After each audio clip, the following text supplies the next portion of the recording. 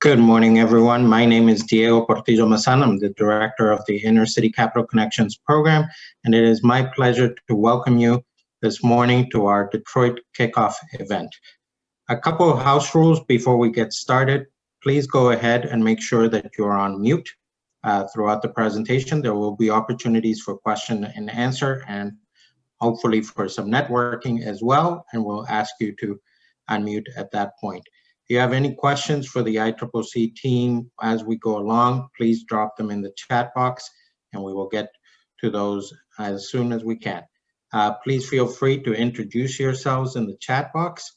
And as a way of introducing yourself, please rename yourselves first name, last name, and preferably the name of your organization. That will help make the conversation a little bit smoother as we go through this kickoff event. And with that, I will turn it over to our CEO, Steve Grossman. Diego, thank you so much. And to your entire team, to our colleague and your colleague, Mary Nee Ponce, who's the Deputy Director of the Inner City Capital Connections Program. And particularly thanks to Jared Jones, our lead for our Detroit cohort, and ably assisted by his colleague and our colleague, Cheryl Alani. I'd like to thank all of you for joining us this morning and welcome to the kickoff for the first Detroit Inner City Capital Connections cohort we've run since 2013. We are very proud of what our Detroit alumni have accomplished since completing the program.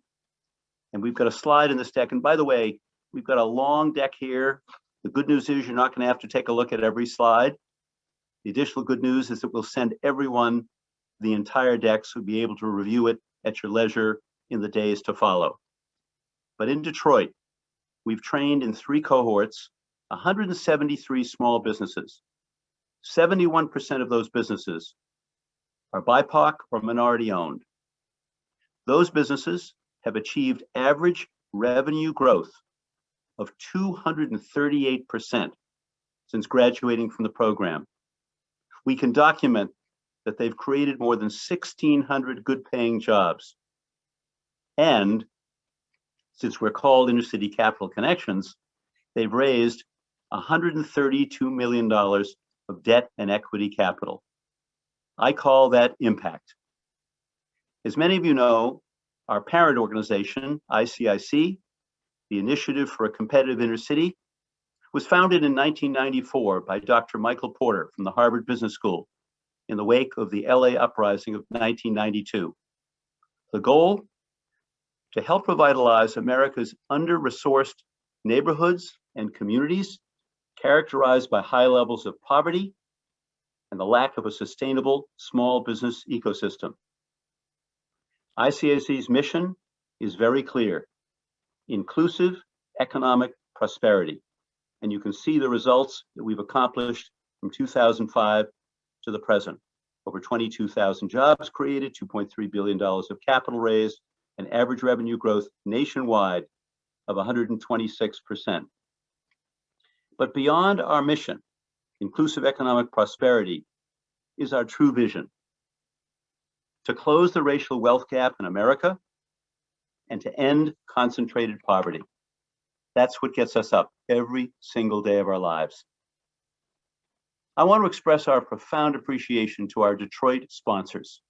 And I'll ask that you move the slide to the Detroit sponsor page. Thank you very much. Our Detroit sponsors have made this cohort possible. And they also made multi-year commitments to sustain the program and to give it an opportunity to bear significant fruit in the years ahead. General Motors, the National Business League, Comerica Bank, Arctaris Impact Investors, Cardinal Health, Target, and Kevin and Katie Prokop. And I'm thrilled to let you know I'll welcome and introduce leaders from these organizations in just a few minutes, but I'm delighted to let you know that Kevin Prokop, a business leader in Detroit, managing partner of Rockbridge Growth Equity, has agreed to and was elected to the board of directors of ICCC at our meeting last week. I want to also thank our national partners who helped make possible the 21 cohorts we'll run in 2021 throughout the country and across Canada. And you see those names in front of you on the screen. I want to particularly mention Bank of America, because it was in 2005 that Bank of America gave us the initial grant to fund the Intercity Capital Connections program, and they've been with us ever since. I also want to mention Kaiser Permanente, because while Kaiser Permanente does not have a major presence in Detroit, they are the largest nonprofit healthcare delivery system in America with 12.5 million members, and they fund, along with their partners, including Vizient and Cardinal Health and others, 12 ICCC cohorts in cities across the country where they have a footprint. Our goal today and every day, until our opening seminars on August 24th and 26th, is to build trust throughout Detroit and the region, and to build a vibrant network of local and regional partners who will be essential to the nominating process, which is at the heart of our success, and which Diego will share with you in just a few minutes. I'd like to acknowledge a few individuals who have played a particularly important role in helping to make this kickoff and this cohort possible. I mentioned, of course, General Motors, and I want to welcome our dear friend, Reggie Humphrey, Director of DEI Partnerships at General Motors, elevated to that position recently. His lifetime of service to economic opportunity for BIPOC companies is well known to people throughout the country. I want to introduce his colleague who will be speaking in just a few minutes, Tamika Walker, the Supplier Diversity Program Manager at General Motors, Paulette Lanier, Supplier Diversity Program Manager at GM, and Cheryl Greer, Supplier Diversity Program Manager, also at GM. It's a great team. They're the primary sponsors of the 2021 Detroit cohort. All of them are with us today, and we're grateful that GM is playing this critical leadership role. I want to welcome and thank Dr. Ken Harris, President and CEO of the National Business League, a major sponsor of the cohort, a national sustaining partner. He'll be speaking in a few minutes. And I'll let you know now that we'll be having a panel on the future of Black businesses coming up on June 16th, just a few days before Juneteenth. You'll know more about this, and we'll be publicizing this and promoting this heavily starting today. And Dr. Ken Harris will be a member of that panel to talk about the future of Black businesses and Black entrepreneurship. I want to welcome Monique Corker, External Affairs Market Manager from Comerica Bank, major sponsor of this cohort, and she'll be speaking in just a few minutes, and a dynamic speaker she is.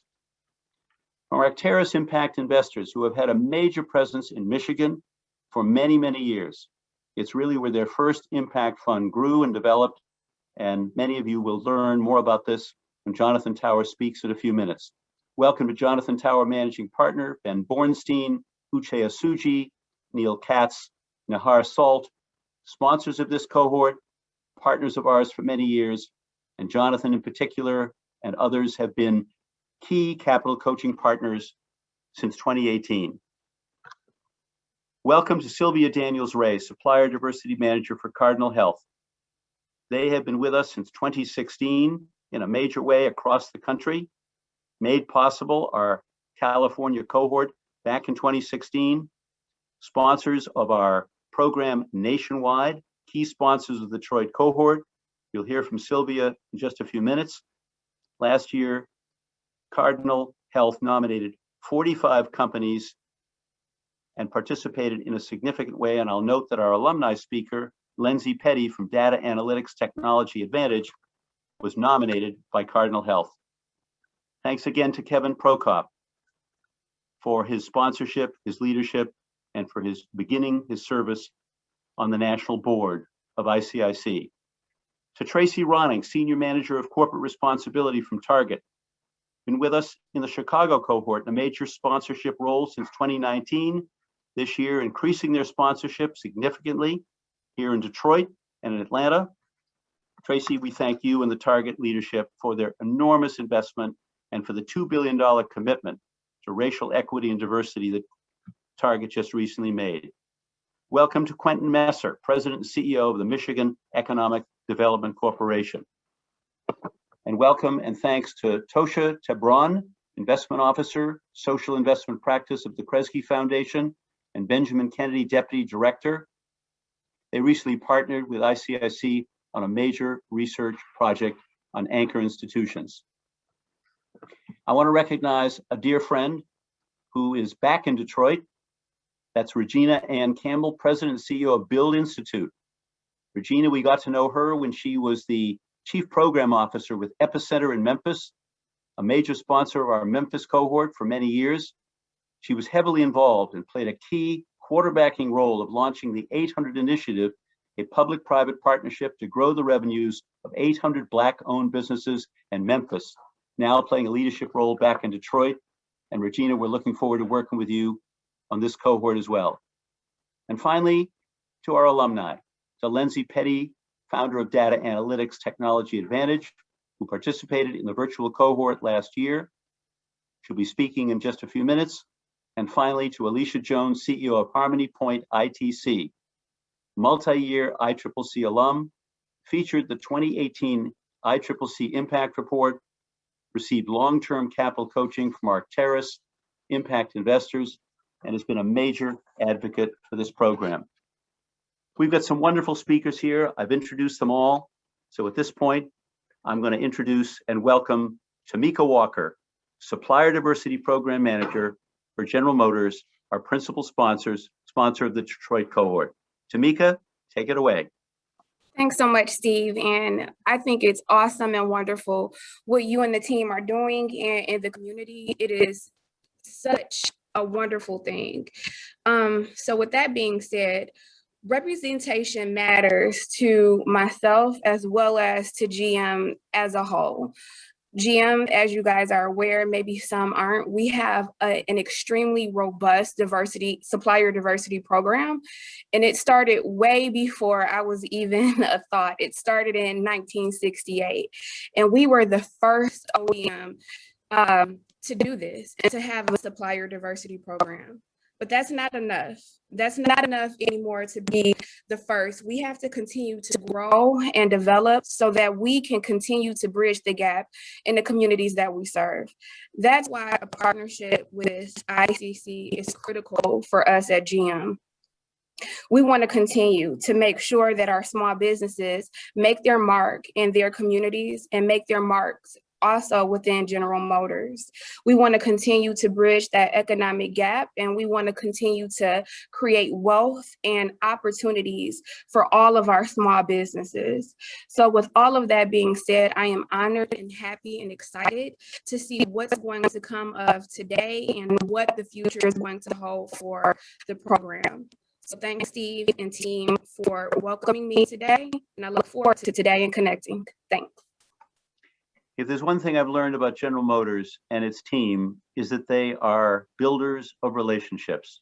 They know how to bring people together. And we're thrilled that they brought us together and that we've built a wonderful relationship with the National Business League, of which Ken Harris, Dr. Ken Harris, is the president and CEO.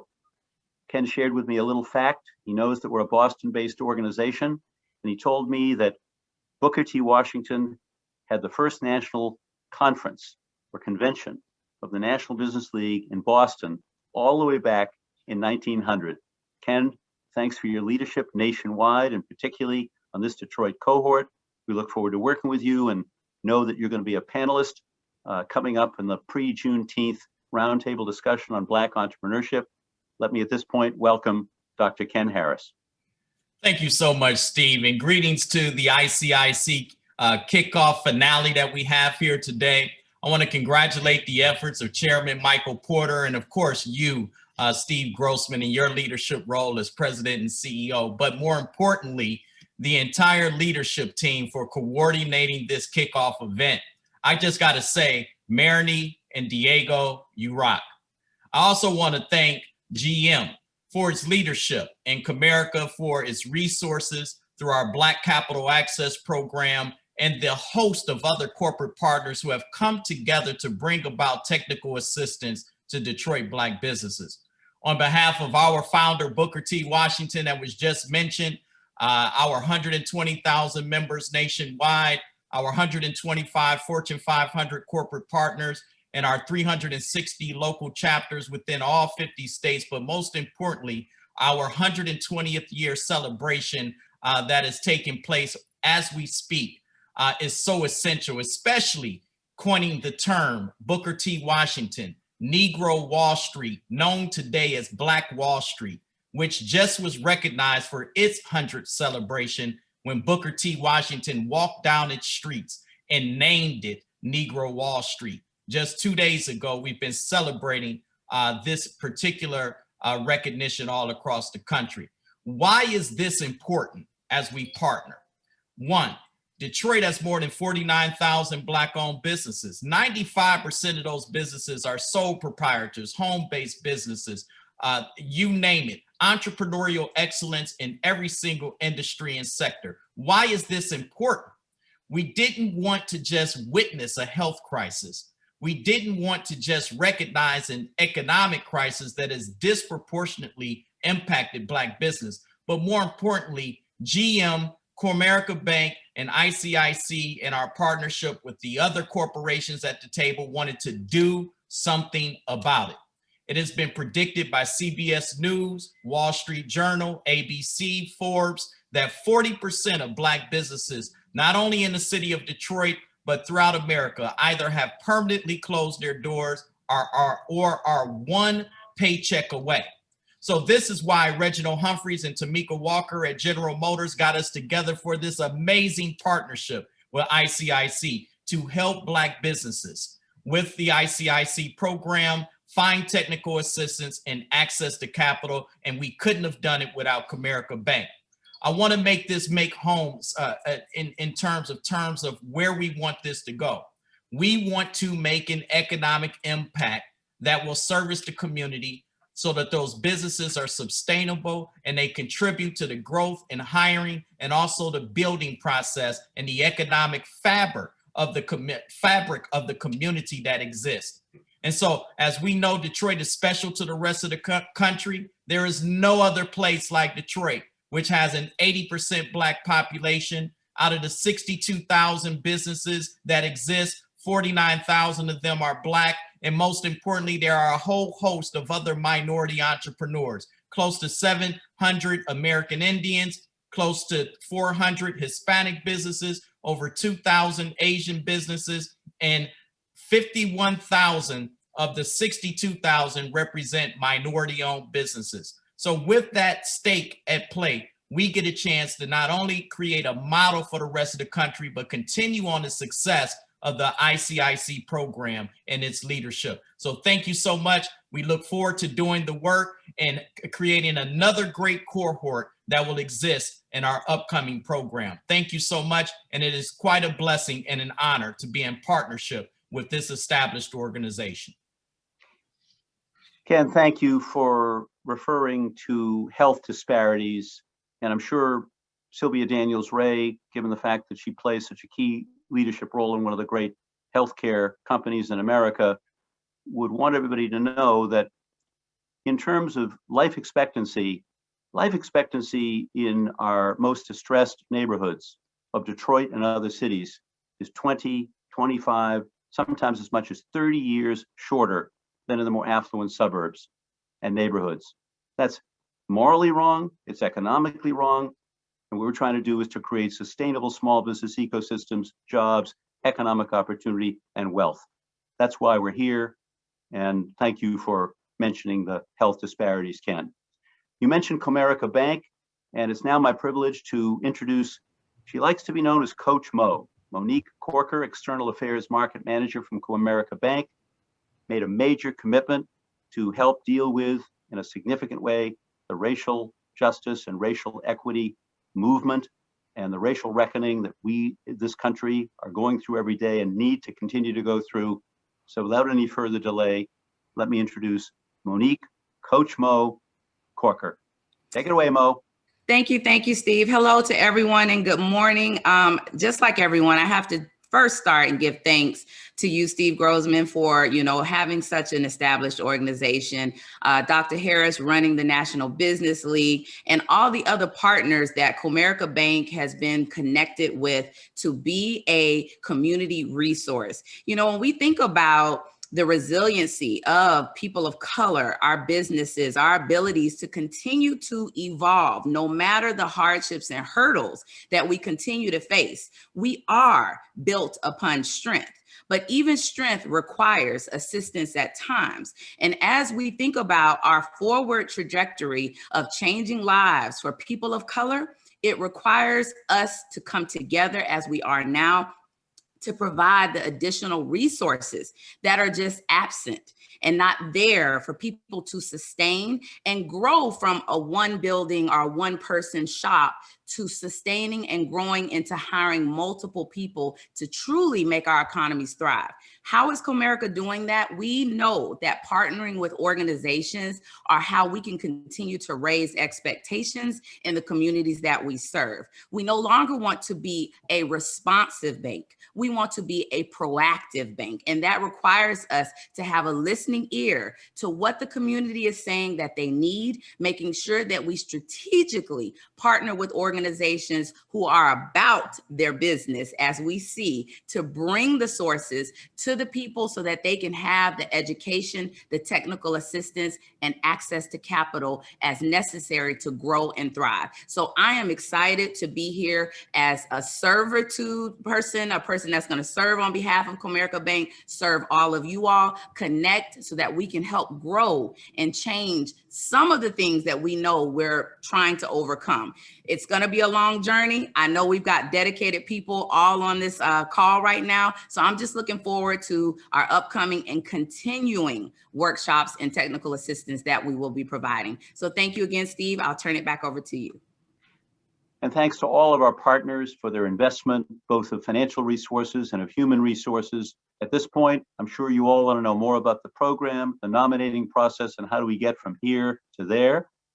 With that, I'm going to reintroduce the director of the Inner City Capital Connections program, Diego Portillo-Mazal. He and our colleague, Jared Jones, our program coordinator, will walk you through. Diego, you're on. Thank you, Steve. I want to echo the thanks to our partners, our alumni, our nominating partners, and our sponsors, and of course, to the entire ICCC team that work so hard to make sure that this program runs successfully in now 21 cities across the country this year. So at this point, you're obviously wondering what the program actually entails and what it means. It is a tuition-free program designed to help small businesses in under-resourced communities to continue to, survive the impact of the COVID-19 pandemic, build capacity, resiliency, and more importantly, growth. So our top takeaways from this program are obviously a focus on recovery capital strategies, as well as understanding capital, connecting, coaching, and of course, continuing to build community, because we think that these are the true elements of growth for business owners, particularly in under-resourced communities. Cheryl, can we move to the next slide, if you please, the one after that, and then continue to the next one, if you please. The program itself, we fondly call it a 40-hour mini MBA, meaning that the business owners are expected to spend about 40 hours over about a 5-month period on different elements of the program. Half of it is in-person and synchronous, half of it is asynchronous, and allows itself to mend to the needs of each individual business owner. First part is the opening seminar, and you'll hear this soon. The opening seminar is a 2 half-day virtual seminar where we bring in professors, mostly professors of color, who have also been well accustomed to teaching executive education to small business owners. They'll teach strategy, marketing, entrepreneurial finance, talent management, and leadership effectiveness. And then we'll do a panel of resource providers, both capital providers and technical assistance providers. All this over those 2 half days, which will help those businesses get really engaged. We follow that with additional webinars and digital learning modules. They will host somewhere between 15 and 25 webinars over the course of the year on a variety of topics, and ask the business owners to pick the 6 that are most appropriate to them. We also just launched our new learning management system so that the business owners can take some of that homework and apply it to their own businesses. The next step, of course, is one-on-one coaching. Every business that asks for coaching will get partnered with one or more coaches, both on capital, which obviously is a big area of interest.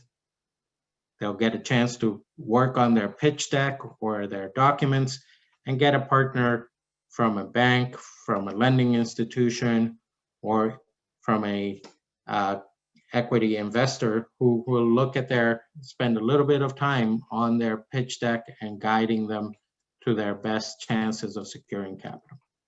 And then general business coaching.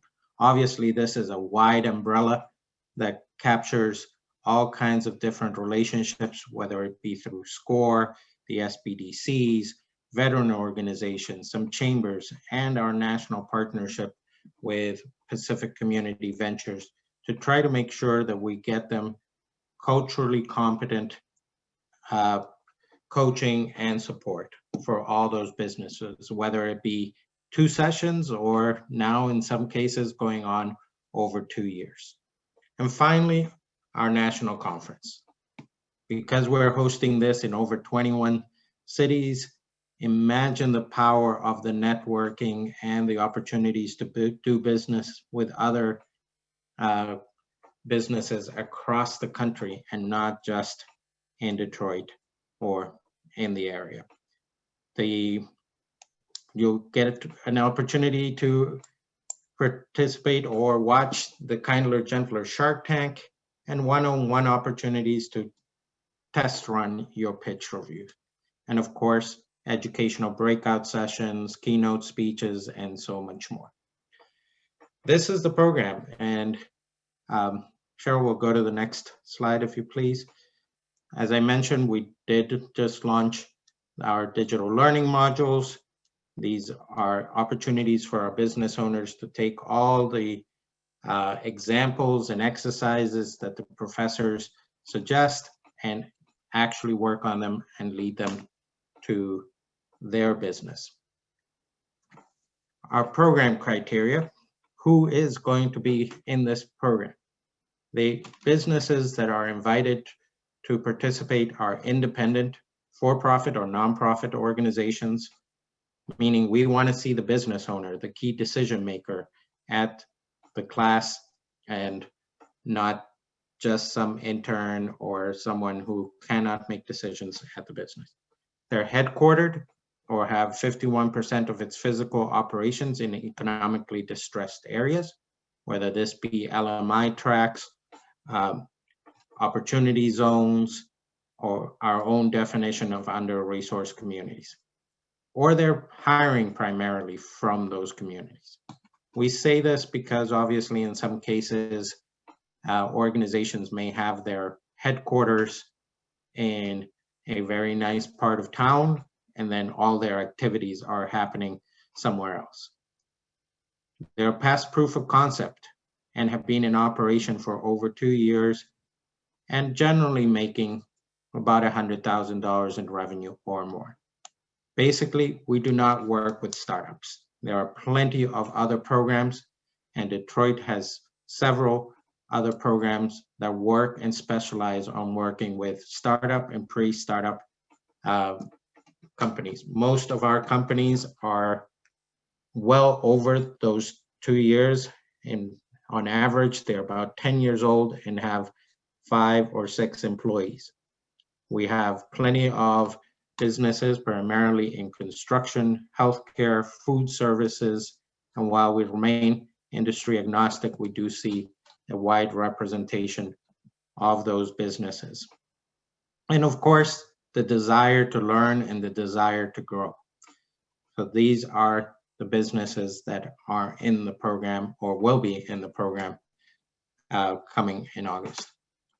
Before I turn the mic over to my colleague Jared Jones to talk you through the nomination and recruitment process, I once again want to invite you to the event we'll be holding on June 16th, which will be a frank conversation around the future of Black entrepreneurship, moderated by one of our professors who has been teaching entrepreneurial finance for several years, Stephen S. Rogers, recently retired from Harvard Business School, and author of A Letter to My White Friends and Colleagues, What You Can Do Right Now to Help the Black Community.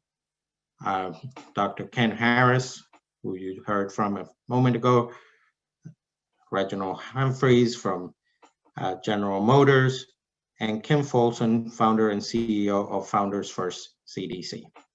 Once again, this event will be happening June 16th from 3 p.m. to 4:15 p.m. Eastern, and we will be sending out all this information later today to all of you. And with that, I will turn it over to my colleague Jared Jones to talk about the nomination process and the application process for business owners. Thanks, Diego. I appreciate it. Thank you to all of our guests and all of our speakers thus far. As many of you know, one of the main ways you can get involved with the ICCC program is by becoming a nominating partner. As a nominator, you would identify and nominate businesses in your network to participate in the ICCC program.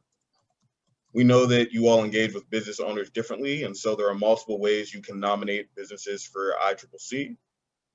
You can nominate by submitting a list of business owners with their contact information to us and letting them know they've been nominated, hosting an information session and inviting your network to attend to learn more about the program, whether that be a kickoff or an opening seminar. There's a variety of ways you can do that.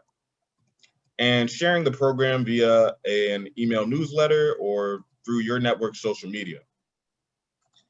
Nominating for ICCC is a great way to continue to provide additional resources to your small business network and showcase your organization.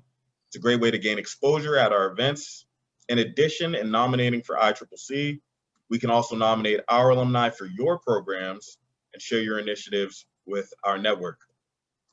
For our alumni in the room, we encourage you to nominate fellow business owners in your network who you feel could take advantage of our resources. And as for becoming a collaborator, that's another opportunity to stay engaged with ICCC. As a collaborator with ICCC, we would work together to provide timely, relevant resources for our communities, especially Detroit, by utilizing our network with subject matter experts. Different examples of how we've worked with collaborators are presenting webinars, volunteering as a capital or general business coach, co-hosting panel discussions, or relevant business topics. Similarly to nominating, becoming a collaborator is a great way to gain exposure and build connections with other resource providers in the Detroit area, as well as across the country. And again, for our alumni in the room, you can get involved as a collaborator by hosting networking sessions, engaging with fellow alumni on various relevant topics or industry-specific topics. Here, in the nomination process, we provide a few more details into the nomination process and how to identify those businesses. You could submit your nominations. You will get these slides tomorrow along with our nominator process packet. Thank you. So this is our nomination and application timeline. I'm not going to spend a bunch of time on it, but as you can see, we've got the rest of June to identify some businesses within your network and nominate them to ICCC, email nominations, and so on and so forth. So please save the date for our opening seminar series. It's going to be, it's going to be August 24th and August 26th. Those seminars, like all seminars this year, will be virtual via Zoom. So our next steps: nominate business owners, follow up about becoming a collaborator, and apply to participate in ICCC. Thank you, Jared. And with that, I'd like to welcome our alumni speaker. You've heard from Steve, and when I turn the mic over, Cheryl, can you find the appropriate slide, if you please? To Lenzy Petty, founder of Data Analytics Technology Advantage. Lenzy, floor is all yours. Good morning, everyone. Again, I have had the great opportunity to receive a variety of streams of value through ICCC. My company is Data Analytics Technology Advantage. We're a Microsoft partner in data analytics, specializing in things like Microsoft Power BI training and implementation, data solutions for collecting and managing data. And our clients include companies like Abbott Laboratories, Blue Cross Blue Shield of Michigan, BASF, DTE Energy, the Detroit Development Fund, and W3R Consulting, and others. And so my journey in the program began through Lynn Garrison of Blue Cross Blue Shield of Michigan, who's been just a phenomenal mentor for my company. Through her connections with Kaiser Permanente and Cardinal Health, I was given this great opportunity and privilege to participate in this program. And just to demonstrate the power of networks, it was through Esther Williams of DTE Energy, and through the Michigan Minority Supplier Development Council that I was even able to connect with Lynn Garrison. And as a result of this stream of connections, I was able to participate in a program that gave me one-on-one coaching with Ernst & Young. And so again, that was a connection that ICCC provided for all of the member participants. And so again, that level of expertise from a coach was just phenomenal in providing, me introducing me to resources and thoughts that I hadn't even considered. I think the 2-day training that they started the program off with, provided options on capital and requirements for getting capital that, again, a small business like mine would just never even think of and couldn't afford to pay a consultant to train me on. And so those were other elements of value that, again, I just couldn't have gotten. And it is the kind of friends I want. I'm just going to use Talisha's database. Hello? Should I keep going? Yes, please. Sorry, somebody unmuted. Yep, and I guess one last comment is, again, the national network that I can tie into, again, because my company is Data Analytics. Data is everywhere, so it's not necessarily confined to a city, a state, or region. And I think that's the beauty of the ICCC. It's given me a national network that I have access to on a regular basis. So again, I can't be grateful enough for all the value and benefits I've received through the program. And I strongly recommend it for any company that's looking to grow and get support for that, to that end. Thank you. Thank you, Lenzy. I appreciate that. And we'll hear from Sylvia Daniels-Ray, Supplier Diversity Manager at Cardinal Health, who has been a partner and advocate of this program for several years throughout the country. Thank you for the opportunity. I really want to thank Lenzy for your comments before. You kind of helped me slide into what I wanted to say, which is the Cardinal Health has been a part of this program, as Diego mentioned, since 2016. And I'm going to tell you that I've not seen anything like it in terms of the total impact on businesses. To Lenzy's point, I was able to reach into my network.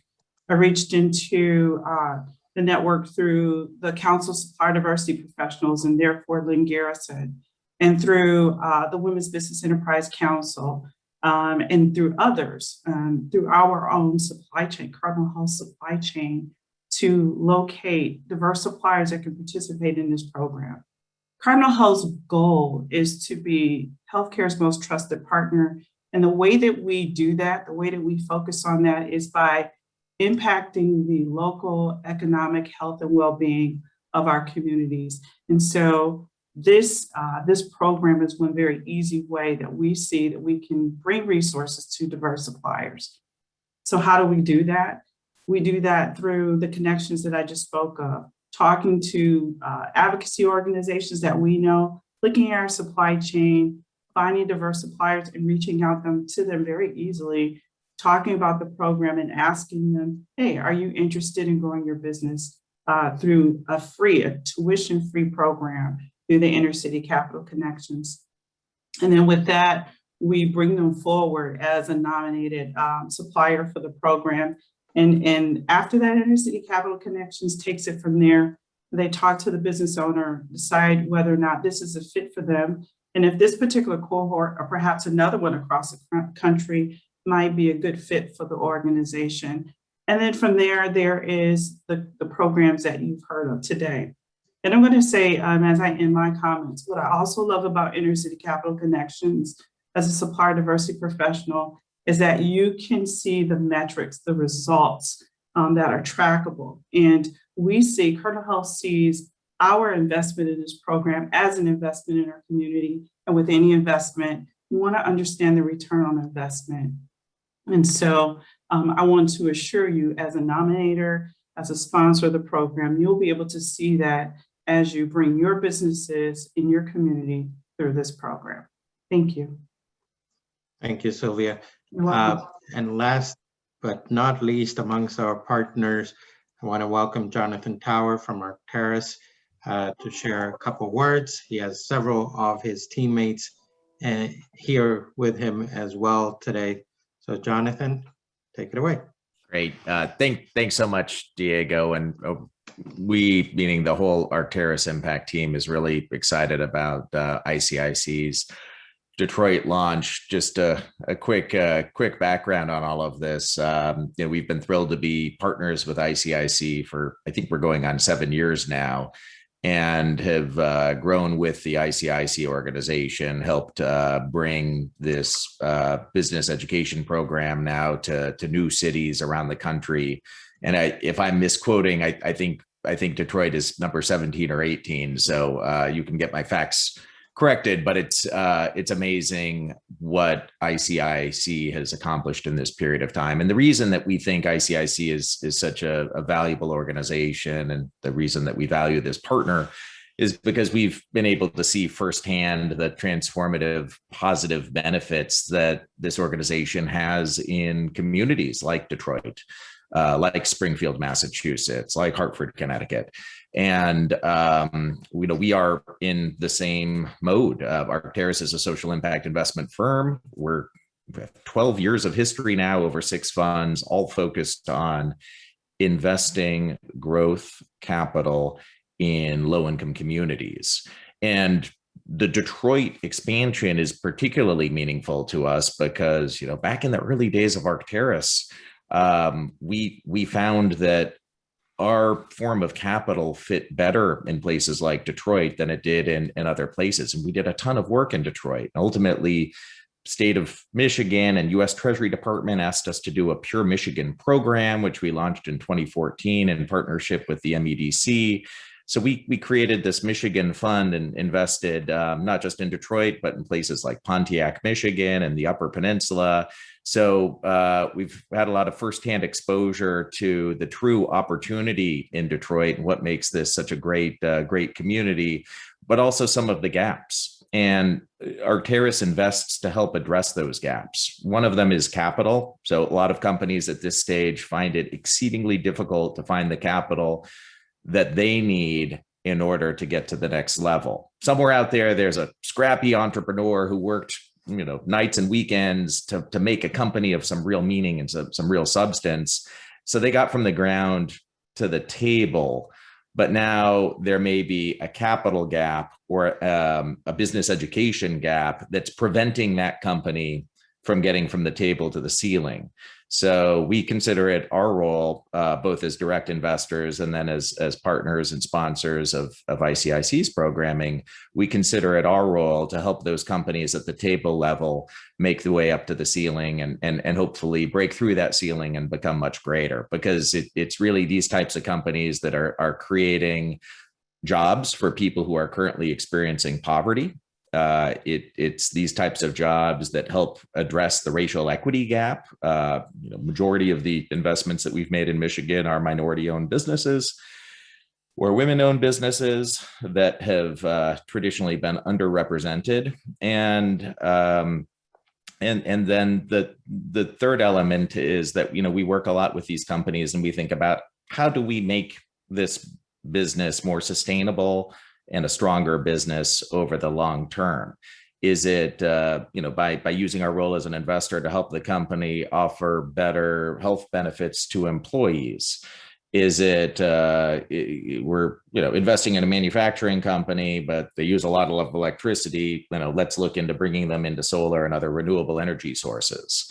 How do we help these companies become better corporate citizens and better citizens of the communities in which they reside? So that's what we do. We're really excited about Michigan. We've been, we just closed a really large investment in Greater Detroit yesterday, and continue to do a lot of work in Michigan's lowest income communities. So this is perfect for us. I can think of 99 companies that would be able to benefit from this program, and I know that there are 100 times that many out there that would benefit if you know them and can refer them into this program.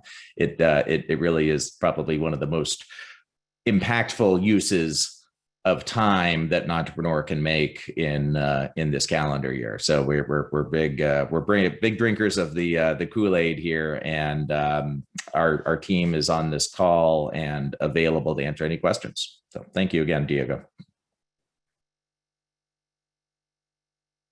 Thank you, Jonathan. And with that, I'd like to open the floor to some questions. I saw a couple from Don Jones already. Criteria for accepting businesses into the program, particular types of businesses that we are interested in, and whether neighborhood retail is included. Yes, neighborhood retail is included.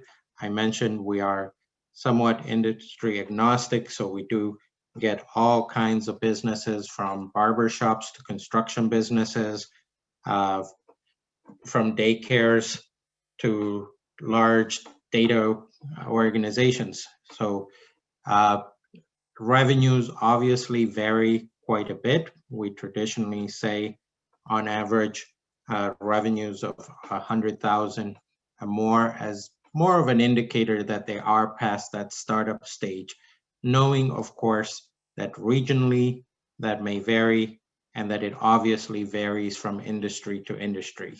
$100,000 in revenue in construction is certainly not the same thing as $100,000 of revenue in a barber shop or a beauty salon. So taking all of that into account and working with all kinds of different business owners, we do not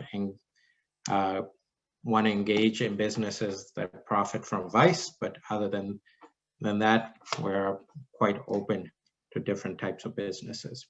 The other question that I saw in private here was around business owners who are not entirely comfortable in English, particularly Latinx businesses. We do have 7 cohorts this year that will have translation and transcreation into Spanish. So they may not be able to participate in the Detroit cohort, but they can participate in one of the other cohorts and then be reconnected to local resources. Another question that I see here, once again, it is yes, it is entirely tuition free for the business owners.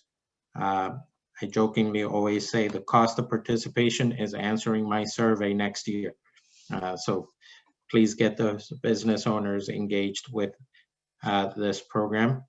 And then finally, yes, time commitment, as I said earlier, half of it is in person or on synchronous on that opening seminar and the national conference. The rest of it really lends itself to the business owners to find a mutually acceptable time for for coaching or watch the webinars. The webinars are screened live but recorded, so we have several business owners who watch their webinars at 11 o'clock at night or whenever they do have time in their calendar to do the other parts of this program. I also want to open the floor to anybody to unmute and ask any questions that I did not address.